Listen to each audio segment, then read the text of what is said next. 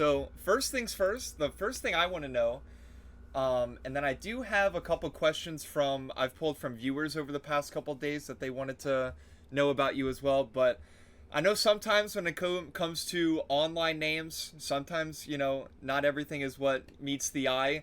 SamDaDude, obviously Sam is your name. Was there any thought or any kind of backstory, anything you got on the dude part, or anything funny about that, or is that just kind of on a whim? How did that come to play? I have very unfortunate news. It's not actually that cool of a story.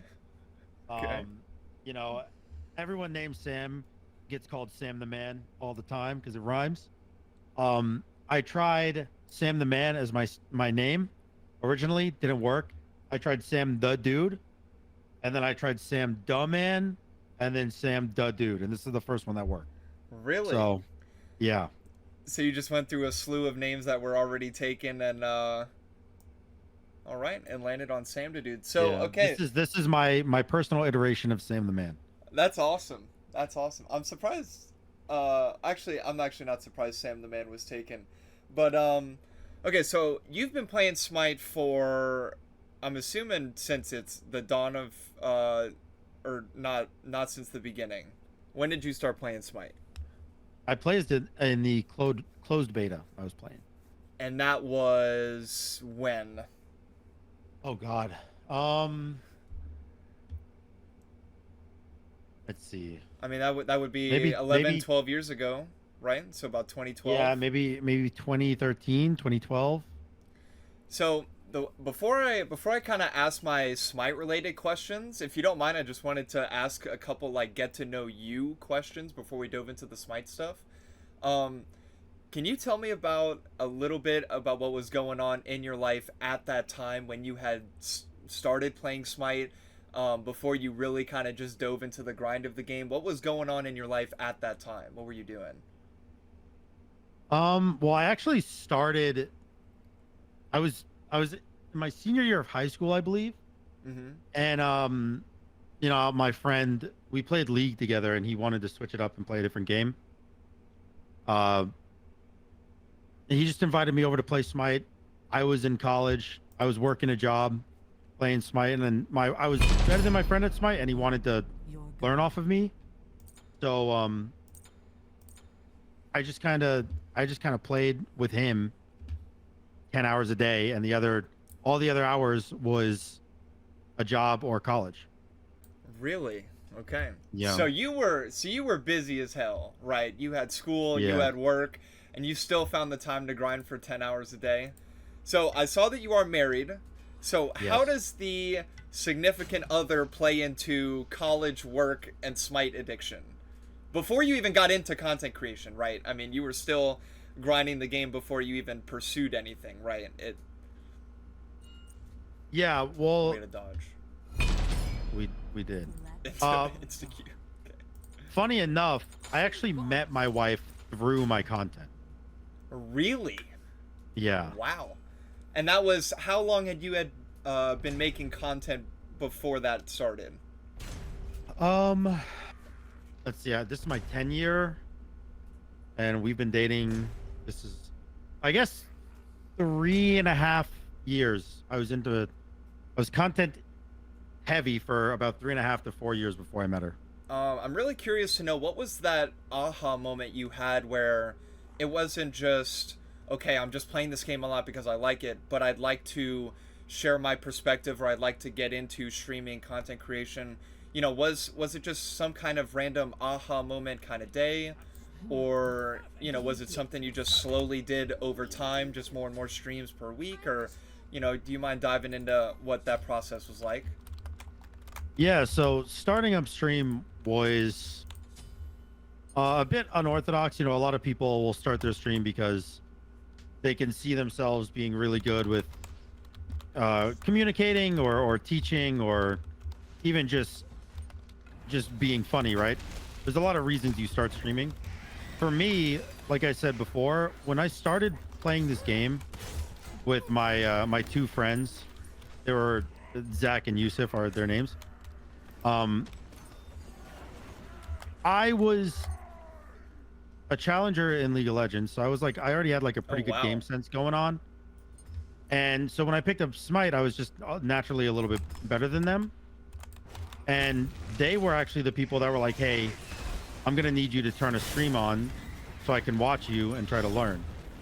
And for about 6 months, the only thing I streamed for was them. Like I only streamed if I was playing with them and they were like, hey, turn your stream on. And And that was primarily in Discord or streaming on Twitch? that was on Twitch. On Twitch, okay. Got This it. was back before Discord had stream. Oh wow. This was back okay. when we used Curse. Okay. Or maybe we used, oh man, there's a thing we used to do in WoW raids. I forget what it's called. But yeah, there's a few different chat iterations before Discord.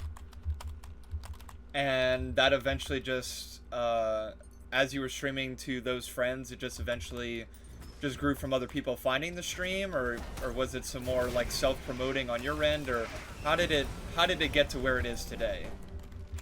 I think I am incredibly lucky because I genuinely don't believe that, you know, the audience that I have today, I could get again. I think And what do you mean by that? What does that mean?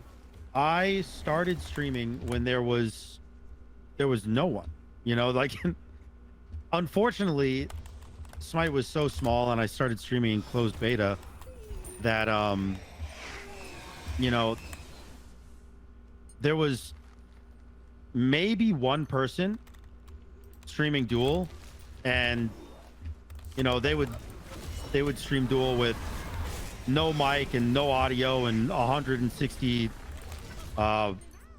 bit rate, so like it just wasn't really a competition.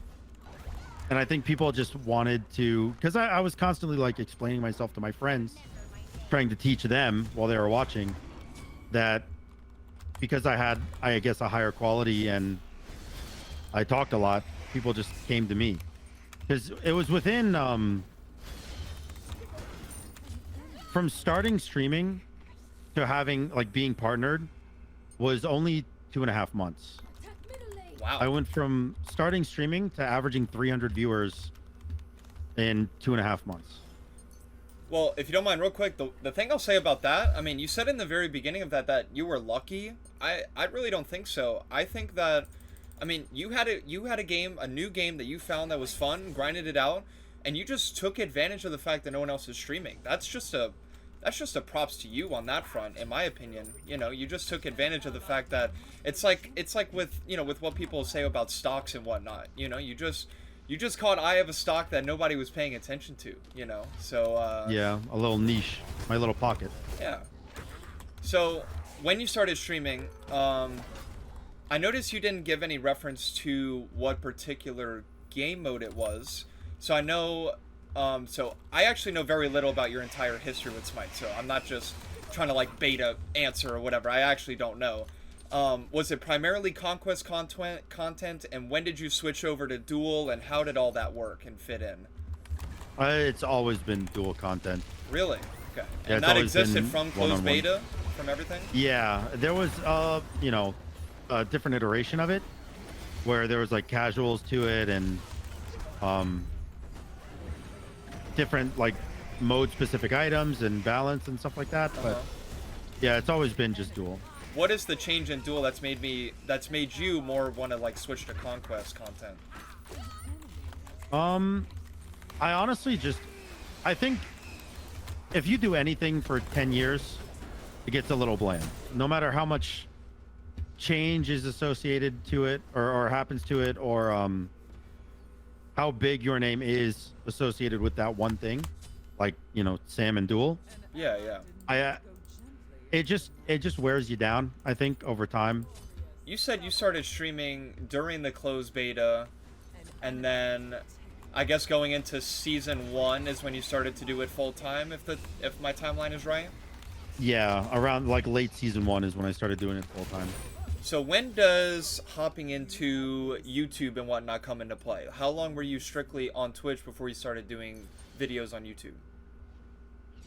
I was on Twitch maybe a full year before doing YouTube. I just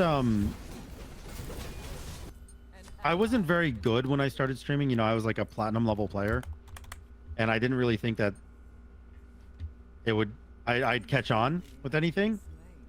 And in my head, YouTube was much more difficult to get into than Twitch, because on YouTube you need to show you need to be completely different, right? Like you need to be super entertaining. And on Twitch I already had the niche, so I didn't need a gimmick, I guess. But on YouTube I still would need a gimmick, so I didn't start YouTube for probably a little over a year. When did the significant other come into play? Because I know you said earlier that you met her through the content creation. Was that through a comment on YouTube, or one day she just popped in your Twitch chat, or what was the history behind that? I had made a joke on a YouTube video that I got, you know, broken up with, or I broke up with my girlfriend that I had. And then a month later I made a comment on my YouTube video where I said, if any of the 3 girls that watch my YouTube videos want to hang out, this is my Snapchat. And then she actually Snapchatted me. She actually Snapchatted me because her reasoning was that she thought I was an asshole.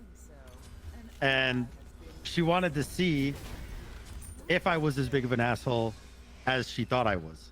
So wait, you rizzed up the void and got rewarded. That's basically what happened. You shot your shot in the dark and hit. That is crazy. Obviously, you know, and we all know just as human beings, right? And it doesn't matter whether it's streaming or any other job, career, or whatnot. You know, we're all faced with door 1 or door 2 type of, you know, decisions. What kind of hard decisions do you think you've had to make in your past 10 years plus of streaming and whatnot? Do you mind sharing what those were and what your thought process was at that time and what you chose? Yeah, I mean, there's been a bunch of decisions, you know, like I mean, one that just comes straight to my mind is different sponsorships that are offered to you there, because I don't know if you've had this yet, because you're so new to streaming, but you know, people will come to you with an incredible amount of money, even if you know it's not what you want to portray. It's so hard to say no to that. Like, for reference, door 1, there was a sponsor that came to me, a gambling site, that was like, I will pay you $170,000 per year to promote this site, and all you have to do is say one thing at the end of your stream in the last 10 minutes of your stream. That's it. And you know, that's door 1, but it's something I completely disagree with, and something I would never really want to do. And you know, you say no, and then they're like, what about 200,000? And then you say no, and they're like, okay, what about if we threw this in? And you know, you just gotta beat the dead horse, so to speak. Yeah, that's incredibly interesting. So a lot of those kind of moral dilemma offers that I've heard about, this is the first one I've ever heard of where they counter offer. That makes it even worse. You know, it's not just you saying no and everyone moves on and goes their separate ways. They came back and counter offered. Wow. So do you mind sharing? That's probably the biggest sponsorship that I've ever turned down. Yeah, how far into streaming were you when you got that offer? What time period was that at? That was like 2 years ago, probably. Oh, that was like, somewhat recent. Wow. Yeah, like it's definitely like a life-changing amount of money to say no to, but of course. What's the money if you feel like a bad person every time you turn the stream on, you know? Yeah, no, I definitely commend you for that. I think so I have not had any kind of sponsorship or whatnot opportunities. I'm assuming those will probably come with Twitch partner and all that jazz. So yeah, I like to say I pride myself on my moral code, but I can understand how those, I mean, especially I mean, you said it perfectly. That's why I'm lost for words. It's life changing money, right? Yeah. And it's they ask you to do something so simple and so easy, but the question you really have to ask yourself that you did was, at what cost, right? And How much of myself am I losing, for this monetary gain? So I commend you for that. That's crazy. I do want to say it was not um only my decision, like when I got that offer, sometimes most sponsorship offers are like a couple $100 they'll give you Uh for huh. like one stream, but they wanted a long-term, 6-digit sponsorship. And I talked to my wife, I called my parents, I was like, what should I do here? This is like, Yeah. this is incredible. Yeah. First off, that they think that I'm worth this much money, and secondly, that um it's just insane. And my parents, you know I guess being older, they were like, well, if they get addicted to gambling, that's not your fault. And I'm like, Wow. I know technically it's not my fault. Yeah. Yeah. They're right, and it is life-changing money that I'm turning down for no reason at that point. But just something inside me was like, I can't do it. I just can't do it. But anyway, to switch it up a little bit, kind of the same question, just in reverse. What kind of moments in your 10 years do you look fondly back on the most? Um, I mean, it's kind of corny, but like No, go ahead. my meeting my wife, I never thought I never thought that playing a video game and streaming it to random people would get a ring on my finger, and yet here I am. Yeah. Yeah. So that's definitely number one. But I mean, number two is I've made some of my best friends ever Online. from streaming that Yeah. I never assumed that I would make genuine, like, real life connections with people Yeah. over the internet, and then you hang out once and you feel like you've known them for 15 years. So, I mean, I obviously everyone's personal life is personal. I really don't want to toe the line too much on the subject, but I'm assuming, when it starts out online, like you said with Snapchat and whatnot, which is super funny, by the way. I'm assuming there was some long distance before y'all eventually met, moved in together. Do you mind sharing a little bit about how maybe that was like? Yeah, so we were a long distance for, I want to say, either a year and a half or 2 years. No, it was about a year and a half. And then we didn't like talk about moving in together. Uh huh. It's pretty weird how it happened. She was gonna spend the whole summer with me, and so she bought like a one-way ticket because she didn't know what day she wanted to fly back, and never bought the other one way. We just enjoyed our time so much together that she would be like, "So when should I leave?" And I was like, "Not yet." It just wait it out.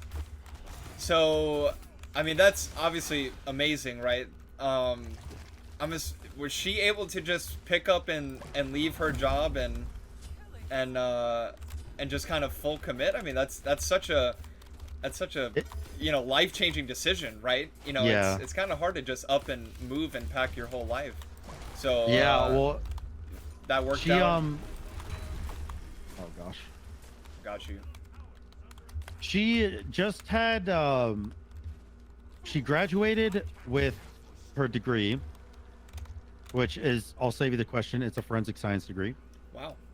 And then she was going to do her master's, and it was, I didn't even know we had a DC. Our solo rage quit. Yeah. Okay. Okay. Uh so she got her degree, and then she was going to do her master's, but then she stopped doing her master's due to not liking the programs she was in. There was Yeah. some very we'll call them outspoken people that got under her skin, so she dropped the class. And there was time between when her next semester would start and now, so she flew down. And it was, if you don't mind sharing, it was classmates or meeting people in the industry that rubbed her the wrong way. What was No, it? it was her professors Oh, the that were professors. Wow. they were very sexist. Oh, Yeah. wow. And And so she just dropped the class, and what year was that she had to deal with that? That's terrible. that was her first semester in a master's course Wow. when she did that. So it was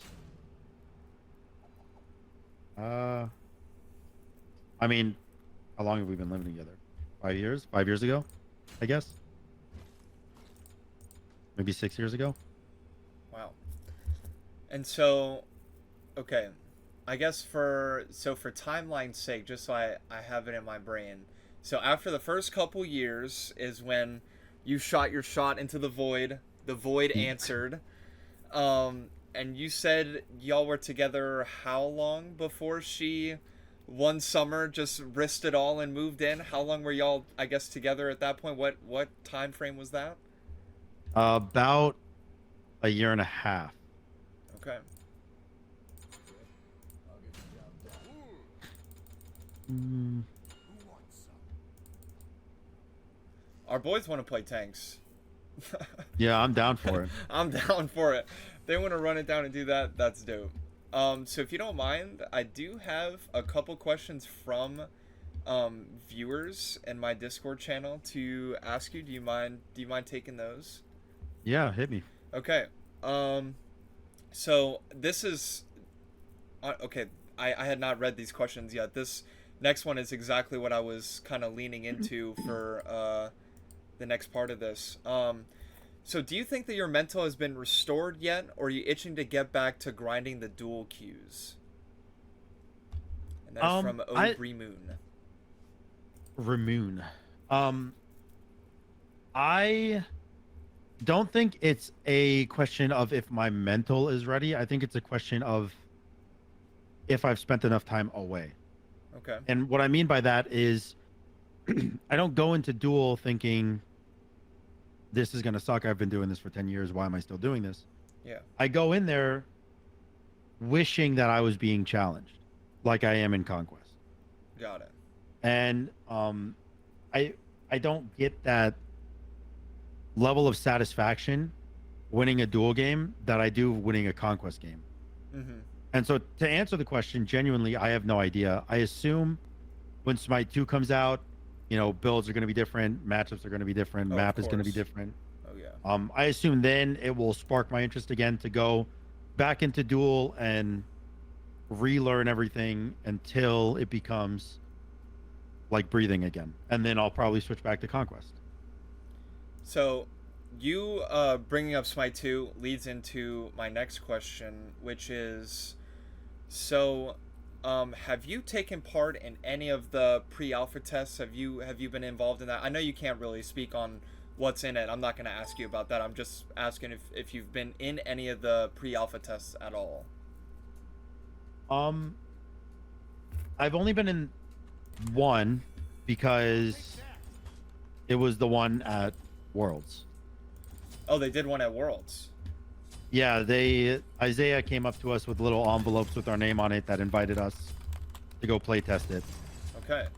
And that's the only time I've seen footage of it. Okay. I too. Now, so you, if you wanted to, you could hop in those play tests, but that's just not something that's piqued your interest as of late. I know Well, it's like I every actually- Friday or something they do that, right? Yeah, every Friday at I think 8 they open up servers for that. But the way I see it is I kind of want the sense of wonder when I boot up Smite 2 for the first time. Mm-hmm. I don't want to know everything and know metas and builds and stuff like that. And I want to be amazed with, I assume, all of the viewers would be. And I want to share that with my audience when the game comes out. which is why I haven't taken part in any playtest. Yeah, so that is the exact position that I'm in. I've been asked a couple times if I want to take part or if I want a key or whatever. Um, and I share the same exact sentiment, right? Like I want my and my viewers' experience to happen at the same time, you know. I know a lot of Yeah. people, they love to see how much the game grows each week, but I'm interested in the same thing as you. I want to just with the viewers at the same time, just hop right into it and just see what we're working with right in the future. Because this is, I mean, for me right now, streaming is a hobby, but I can only assume so far what it must be like for the streamers in the category that, you know, rely on streaming Smite for a living.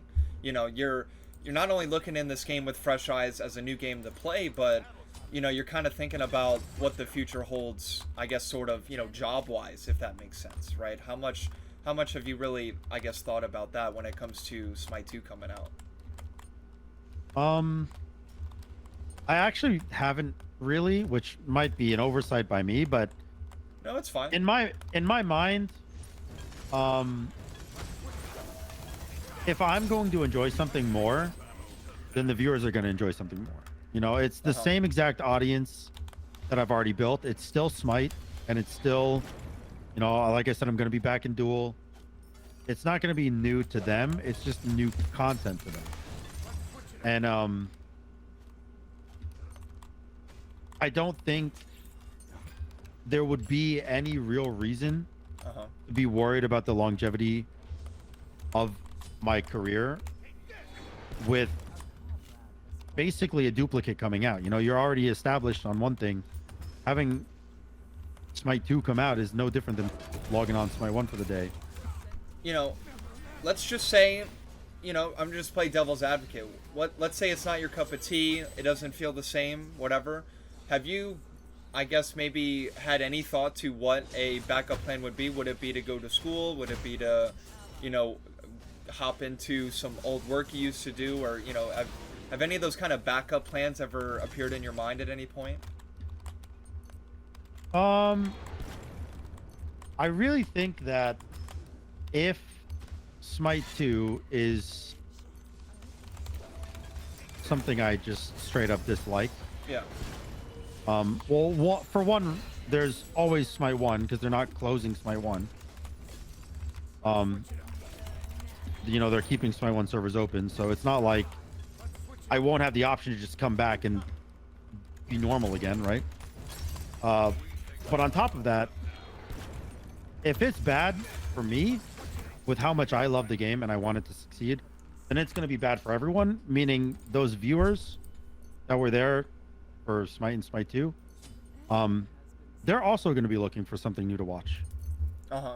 You know, and why not watch one of your favorite creators expand, you know, their repertoire of gaming or content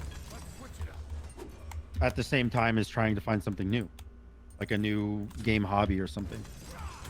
Yeah, that's very interesting. I really have not given any thought at all to the fact that Smite 1 servers will still be up and running, and you know, who knows, you know, if they're how many people they'll task to a balance team or whatnot, but you know, there's still going to be that avenue for, you know, Smite 1 or Smite 2 players maybe that are new, you know, checking out Smite 1. There, you know, there's still avenue for new players there. Who knows how many, but you know, that's still a side of the coin I've never really thought about. That's really interesting. So, in high school, college, did you ever play any sports or whatnot? Did you ever, or you've been just strictly a gamer forever? No, actually, I did a lot of different mixed martial arts, and I also did football and soccer and rugby. I basically, until I was like 22, like maybe like pretty recently, I say recently, it's 7 years ago. I was always playing some sort of sport. In high school, I wrestled. I got to state in wrestling. I did amateur MMA, and I did Brazilian Jiu-Jitsu. I was on the varsity football team. I played a rugby team in college. So it's very more like combat sports oriented. Now, for those, you have to go through a tremendous amount of training and focus and preparation. Um, do you ever have those kind of moments where, I guess before, I don't know, when you're streaming or maybe trying to edit, make a video, whatever, do you ever have those kind of like flashback moments where you just have to really like get in the zone, focus, get shit done, and you kind of were able to build up that type of ability from playing sports? Does that make sense? Yeah, like almost Like you're kind of just the get in the zone moment, but for playing games, I guess, in a sense. yeah. Yeah, I mean, I think everybody has some sort of that ability. It's a little stronger in others for sure, but I've never met anyone that's just not able to, quote unquote, lock in. Whenever I prep myself for long streams, I go buy a case of water and I just sit it right next to my desk. Do you take any sort of like preparation, or you just kind of say F it and just go with it? Well, there's a few things. I have a 2-liter water bottle next to my desk that I will drink twice during today's stream, so I'll drink a gallon, or more. I also have Shiv, my wife. She makes me lattes. You get and then the only homemade thing- lattes in a 24-hour. Yeah, we bought Damn! an espresso machine. That is the biggest W I've ever heard. That is awesome. Now, does she do the whole like draw something on the top of it? You know what I mean? Do you get She the whole like can, barista yeah. action? No, you do not. Yeah, you she get can, hearts and but stuff. I normally don't, but there are random days where yes, it will happen. But almost every single day, I sit down on my computer, I record. I'd say 95% of the time, she'll bring in a latte for me, and sometimes even breakfast. Okay, I'm sorry. I have to interrupt you. The chat is wondering: is it asked for, or is it just on a whim? It's just random. The latte? Yeah, yeah. It is not asked for. No. Oh, I it's don't have just to, I don't have just to ask her for it, impromptu drawn up lattes. Man, Yeah. I love it. I love it. So, okay, I know sometimes when it comes to, I just want to thank you real quick again because I know when it comes to sharing, like obviously when you're a streamer, right, like your life is no longer personal, but maybe, when it comes to some things you do want to keep it personal. I just want to say thank you again for, I know sometimes people are not always open to sharing things about themselves. Thank you very much. It's very, very nice of you to share your story. I'm really grateful to honestly learn about you. I kind of want to dive next into, I know we've talked, I guess, a lot of Smite related stuff, but kind of just dive into, I guess, more game related questions. So the first one I have for you is, I want you to think back, not just Duel, Conquest, just in general, very specifically, what god has always been the go-to, doesn't matter the meta, the season, what character could you just play endlessly on end forever and you would have the same dopamine hit, or maybe near same dopamine hit, I'll say? Poseidon. Really? Yeah, I'm a huge Poseidon main. Okay. And that's just from zooming, krakening, or what? Where does the dopamine hit come into play? I don't know. It's when you land a Kraken on someone, it's just it's just a different feeling, man. It's like hitting a 3-man raw snipe. You're just so hyped when it happens. Just watching the Kraken come up from under the map, just eat people up. Yeah, exactly. And you got the full you get the perfect 3 ult combo, 2 walled in the air. Oh yeah. It's so fun to do. Oh yeah. Well, that leads me into my next one, right? So, whether it's different streamers or players, casuals, ranked, high elo, low elo, etc., a lot of people have a lot of different opinions on different metas throughout the years, Yeah. whether they were controversial or popular or etc. Um, do you have a specific time? Not just I'm curious to know this, not just from a perspective of content creation, but also your own personal perspective. Which of those, considering both perspectives, was the most fun for you? Not just playing the game, also content creation. If you don't mind diving in a little bit to that, what can you draw up from memory? Um, I mean, it might be kind of just a nostalgia hit, but I'd go probably season 2. And what You know, was like what was going on at that time? in season 1 was the first time I really started taking, streaming seriously and getting better and actually trying to improve myself as a Smite player, and a streamer. And I got rank 1 for the first time at the end of season 1, but it was almost considered like not real because Rank 1 and rank 1 in duel. Okay. Yeah. But it was almost considered not real because nobody cared to play at the end of the season anyways. Yeah. And so when season 2 hit, I was grinding. And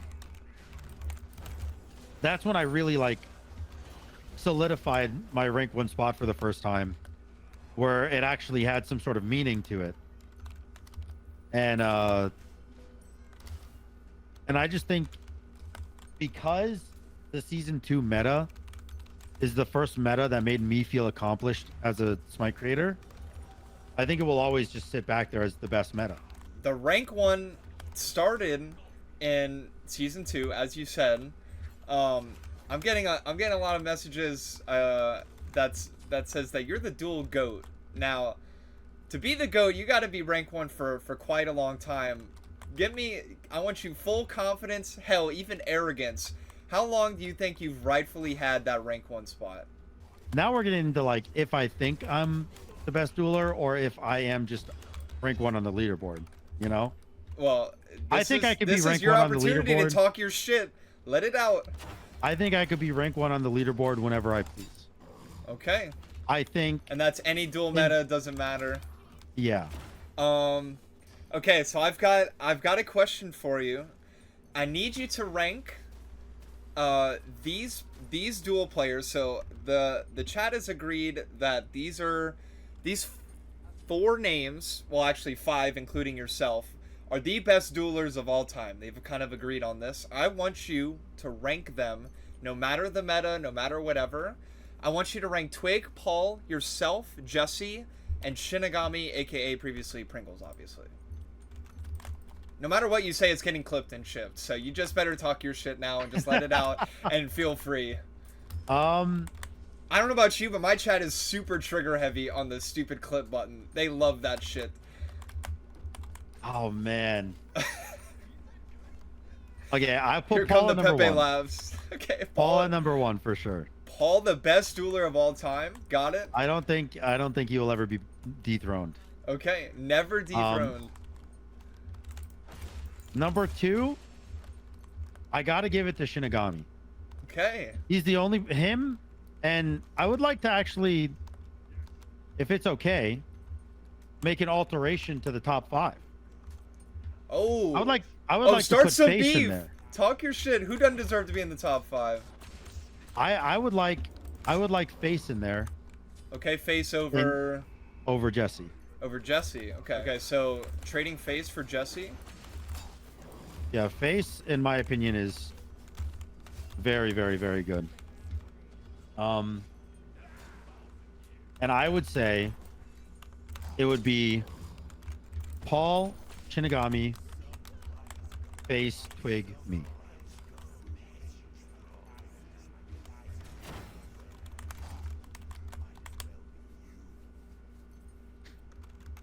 You're thinking long and hard here. You didn't hear the list? No. Repeat it. No, I missed it. Oh, I said I'm thinking it's Paul, Shinigami, Face, Twig, me. Okay. Now, why do you put yourself at the bottom? Um, I can go 50-50 with those people, Okay. but Was it I more think, matchup dependent or meta dependent? yeah, it's definitely like duel in general is matchup dependent. Yeah, yeah. But it's definitely, I think, I rank the list the way I do based on the performance I've seen against those players by those players. So I guess the next thing I want to know, I've known just by your reputation alone before I ever even watch any of your streams or YouTube videos. It's the word is that you were just the dual goat, especially on like YouTube, Twitch, all that jazz.